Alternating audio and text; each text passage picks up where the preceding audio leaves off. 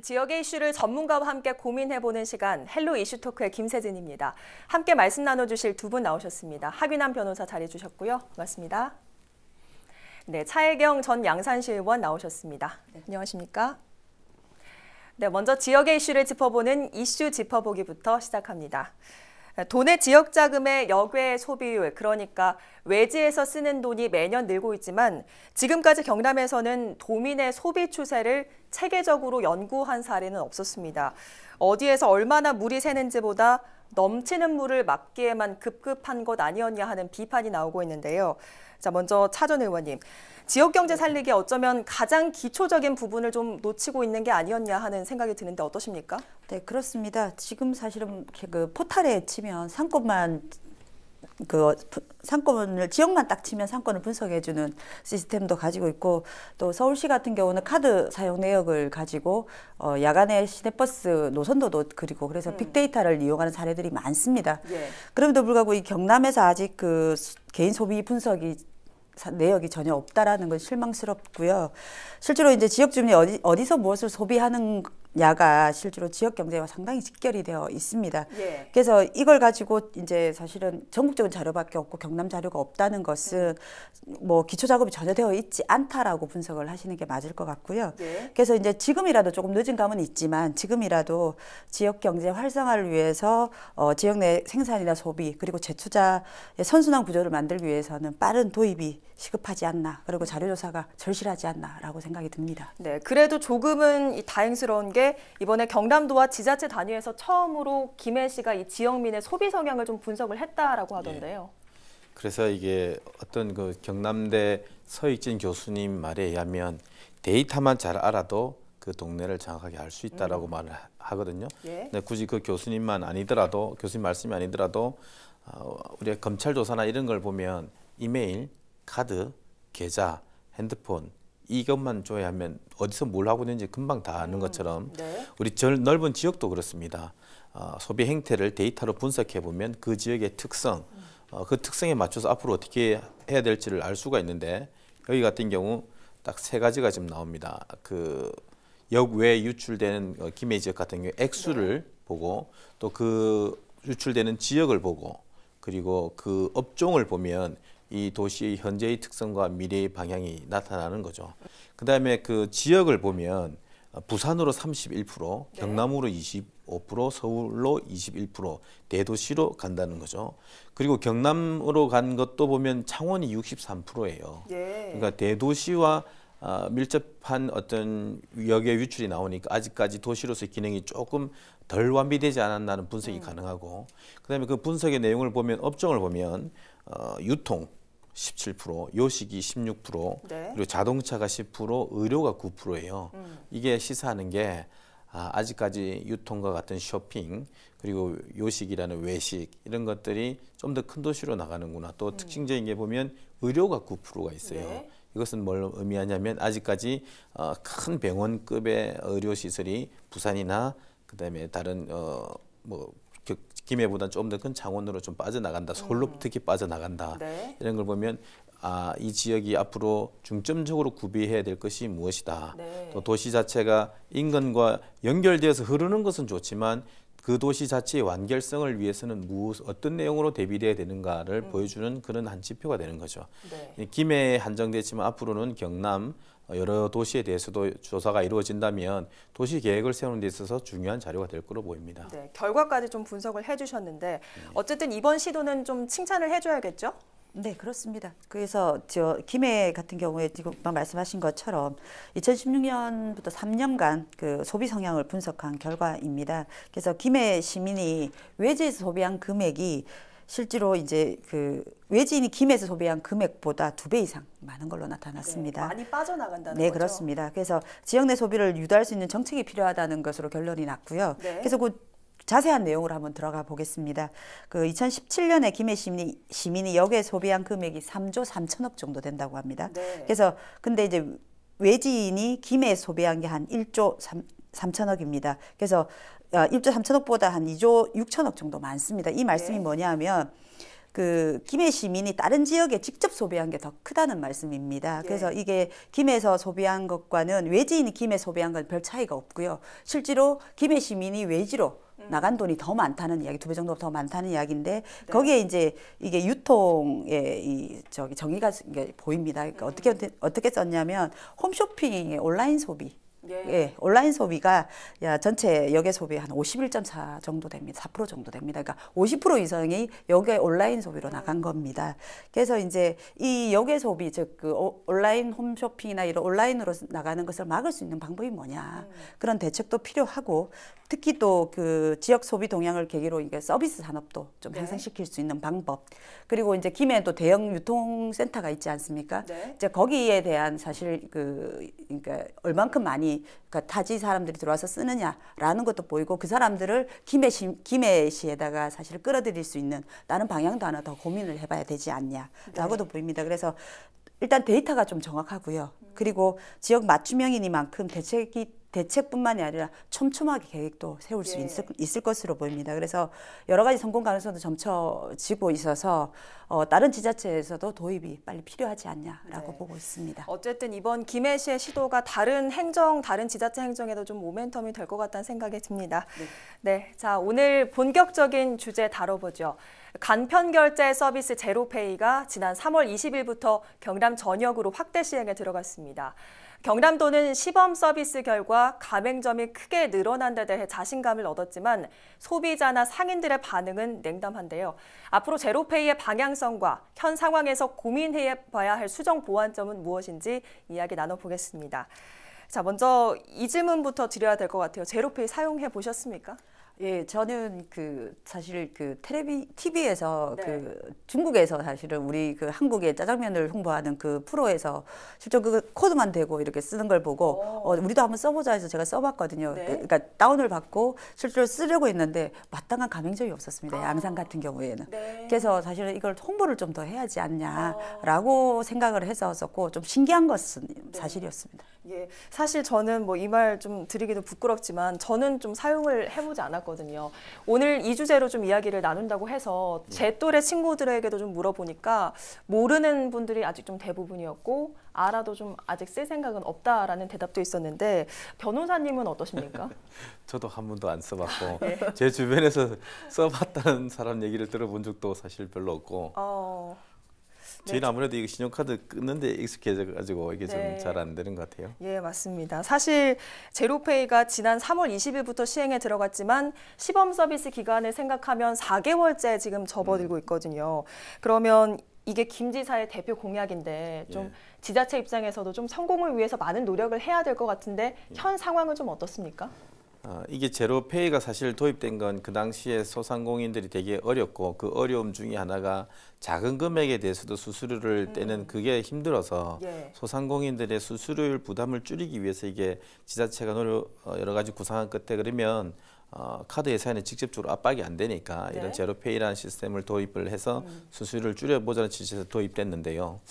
뭐 취지는 참 좋고 그런데 이런 것들이 아직까지 시행 초기에 확산돼 있지 않으니까 이것을 추진할 주체가 우뚝 서가지고 많은 사람들이 협조해줘야 이게 가능한데 현재로서는 아직 익숙지가 않고 또 추진할 주체인 또 김경수 지사가 지금 현재 구속돼 있는 상태니까 이 제도 자체도 어렵고 홍보가 안 돼 있는 데다가 끌어낼 어떤 주자마저도 지금 현재 들어가 있는 상태다 보니까 좀 주춤한 건 사실인 것 같아요. 뭐 앞서도 말씀을 드렸지만 여전히 그 내용을 모르는 분들이 많다는 게 중요한 거거든요. 일단 오늘 좀 차근차근 이야기를 나눠봐야 될 것 같은데 제로페이 순기능부터 좀 짚어주시죠. 네, 순기능은 일단 소비자 혜택과 그리고 이제 자영업자 혜택, 소상공인이죠. 그리고 이제 금융권 혜택 이렇게 세 가지 나눠서 말씀을 먼저 올리겠습니다. 소비자 혜택은 가장 좋은 게 제로페이를 이용하는 소비자에게 소득공제 40%가 주어집니다. 근데 이제 참고로 이제 신용카드가 그 연말정산에서 15% 정도고요. 체크카드가 한 30% 정도면 상당히 큰 거라고 보시면 되겠습니다. 그리고 이제 그 자영업자의 혜택은 기존 카드 그 수수료가 자영업자들에게 상당히 부담이 된다고 해서 이것 때문에 이 취지로 실질적으로 만들어진 거나 다름없거든요. 그래서 제로페이 가맹점 수수료가 매출액 한 8억까지는 0%입니다. 그래서 없다고 보시면 됩니다. 그래서 실제로 많이 이용하시면 수수료 부분에 상당히 도움이 될 거다라고 네. 생각을 하시면 되고요. 금융권 혜택은 금융권에서는 20개 은행과 4개 페이사를 다 참여를 하고 있습니다. 그래서 네. 이게 이제 금융권에서는 그러니까 사실 이게 체크카드식입니다. 돈이 들어 있어서 그러니까 그 부분에 가지고 쓸 수 있기 때문에 어쩔 수 없이 금융잔고에 돈을 넣어놓게 수신잔고가 더 넣어놓게 되기 때문에 어쨌든 금융권이 상당히 많이 도움이 되고 실제로 이제 그 경남에서는 이렇게 그 나중에는 그 주차장이나 실제로 그 공유시설을 이용을 할 때는 할인 혜택도 주어지고요.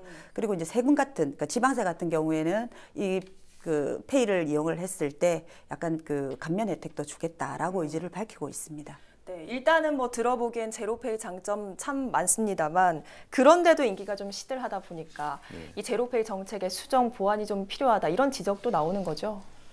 이 제로페이 시스템의 그 기능을 각 주체들별로 한번 살펴볼 필요가 있습니다. 예. 이 시작은 소상공인, 그러니까 제로페이 결제 시스템을 받는 소상공인을 위해서 도입된 건데 소상공인 입장에서는 제로페이라는 시스템이 도입되면서 상대적으로 널리 퍼져 있는 신용카드 수수료가 이것 때문에 경쟁적으로 인하가 돼 버렸단 말이에요. 네. 그러니까 제로페이를 당장 더 써야 될 필요성이 조금 낮아지면서 왜냐하면 사람들은 또 신용카드를 더 많이 쓰니까 예.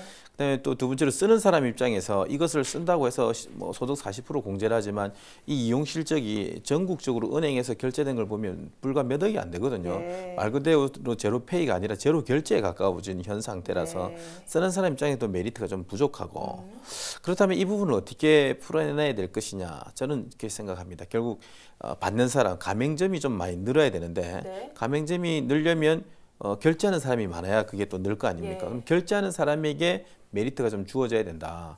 근데 그래서 이 제로페이가 그 자리매김을 잘해야 됩니다. 이게 일반 시중업자들, 카드업자들을 견인하는 그래서 네. 수수료를 낮추는 지금과 같은 수수료를 낮추긴 했잖아요. 예, 예. 이런 견인하는 페이스메이커의 역할이냐 네. 아니면 여기에 가장 큰 약점이 뭐냐면 쓰는 사람 입장에서는 신용 기능이었거든요. 할부 네, 기능이 없단 맞습니다. 말입니다. 그래서 큰 금액을 뭐 넣어놓고 사는 사람이 그렇게 또 많이 없을 수도 있으니까 맞습니다. 근데 그게 없으니까 이게 안 될 때 이거를 되게끔 하는 그런 신용 기능까지 만약에 넣을 것이냐. 근데 신용 기능을 넣어버리면 카드 회사와의 경쟁이 되게 되고 네. 그렇게 되면 대체제가 돼버리게 되고 그렇다면은 관이 어떤 영업 행위까지 하게 되는 행정력에 과다 지출이 발생되는 점이라서 네. 이게 자리매김이 애매하게 됩니다. 그래서 이것에 대해서는 좀 더 늘리려면 결국 특화와 어떤 한 부분에서 기능 보완이 필요한데 저는 한정해서 신용 기능을 좀 넣어야 된다고 생각합니다. 예를 든다면 우리가 신용카드 가맹점 가맹점 업체가 이거를 받기를 원하는 거는 네. 10,000원 결제해 가지고 뭐 3%를 떼가는 30원 떼가는 것은 크게 잘 못 느끼는데 1,000만 원을 결제해 가지고 뭐 300만 원을 떼가는 건 이거는 네. 완전히 그냥 떼가는 것 그렇죠. 같은 느끼거든요.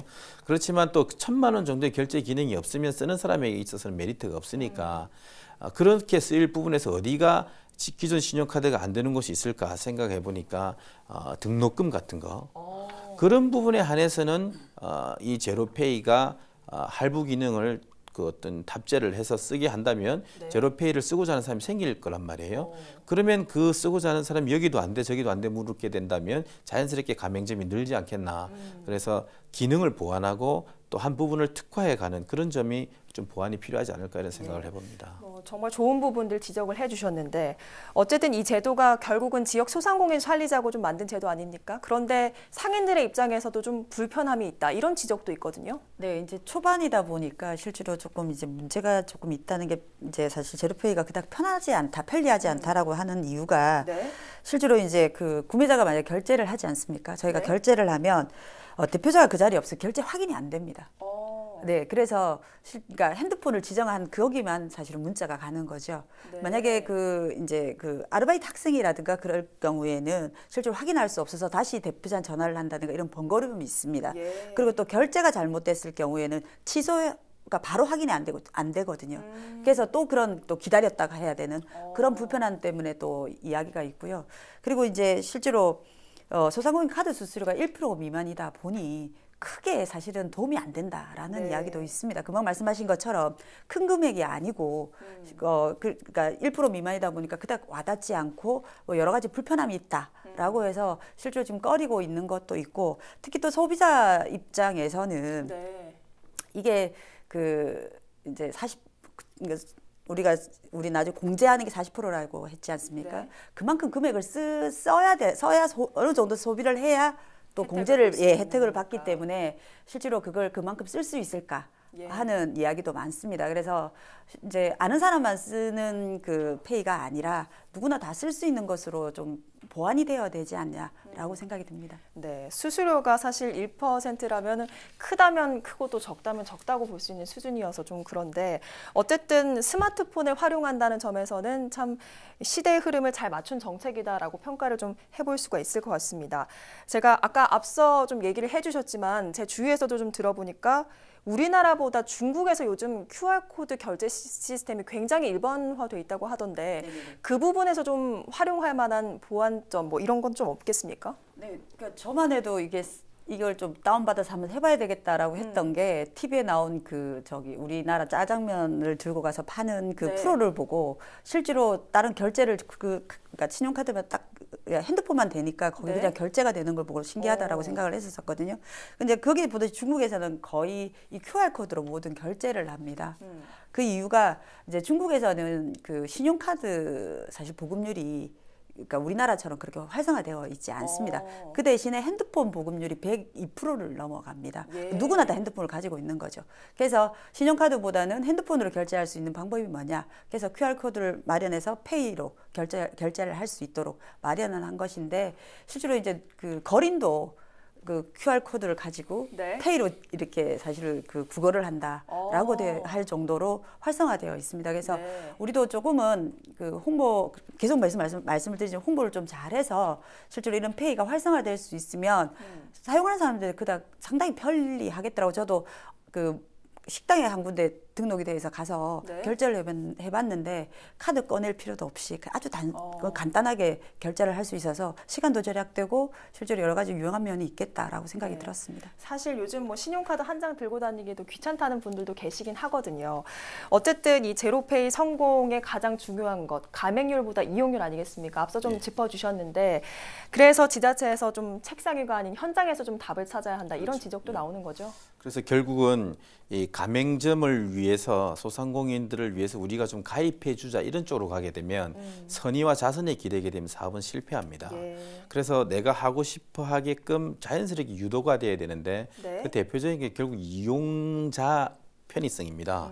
저는 생각할 때 기능도 지금 QR코드 비슷하게 좀 더 편리하게 가야 되겠지만, 이용자 측면에서 놓고 볼 때 아까도 말씀드렸지만 고액이지만 할 신용 기능이 없는 부분에 좀 더 특화를 해주고, 그 다음에는 이제 관급의 어떤 지원이 가는 부분에서 이 제로페이 시스템이 좀 더 도입되면 좋겠다.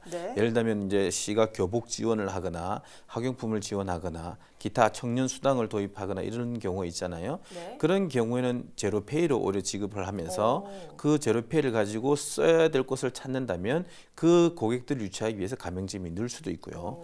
두 번째로 이제 청소년들, 지금 현재 핸드폰 사용에 굉장히 익숙한 이 청소년들을 장기적으로 본다면 이들이 제로페이 사용에 익숙해져서 20대, 30대, 40대가 될 때 확산되는 장기적으로 봐서 부모가 이들에게 용돈을 지급할 때 제로페이를 준다든지, 또 얘들이 주로 쓰는 예를 들면 마산으로 치면 합성동, 또 창원으로 치면 상남동 청소년 또는 이게 젊은 층이 주로 쓰는 그 가맹점 거리 우선적으로 메리트를 줘서 제로페이 시스템을 도입하게 한다면 그들이 익숙해지면서 퍼져나가지 않을까, 저는 이렇게 보고 있습니다. 청소년 같은 경우에는 현금을 쓰기 때문에 참 좋은 방법인 것도 같은데, 아까 뭐 자선으로 갈 경우에는 사업 실패로 좀 이어질 수 있다, 이런 우려도 좀 해주셨는데, 그래도 성공을 위해서는 시민들의 상생 정신이 좀 필요하지 않겠습니까? 네, 그렇습니다. 실제로 이게 이제 함께 다 잘 살자는 사실 논지로 말씀을 드린 거고요. 저는 이제 하 변호사님 말씀하신 것처럼 저는 사실 교통카드 개념을 사실 제로페이에 좀 이렇게 우리가 편승시켜서 하면 훨씬 활성화되지 않을까라는 생각을 했었거든요. 그래서 이제 저희도 홍보하겠지만 그러니까 어제 소상공인협회나 여러 군데서 사실 좀 한마음으로 이걸 좀 대했으면 좋겠다라고 생각이 들더라고요. 그래서 우리도 홍보하고 다 같이 한번 잘 살아보는 제로페이가 되었으면 좋겠다라는 생각입니다. 네. 저는 써보질 않아서 좀 죄송한 마음도 드는데 저도 오늘 좀 이렇게 사용을 좀 해봐야겠다라는 생각이 듭니다. 자, 자영업자의 카드 수수료 부담을 낮추기 위해 도입된 간편 결제 서비스 제로페이. 하지만 자영업자의 이익은 소비자 이용에 따라 좌우된다는 사실을 잊지 말아야겠습니다. 경남은 이 부분을 현장에서 확인하고 빠른 대응이 필요해 보이는 시점입니다. 오늘 헬로 이슈토크 여기서 마칩니다. 고맙습니다. 두 분 고맙습니다.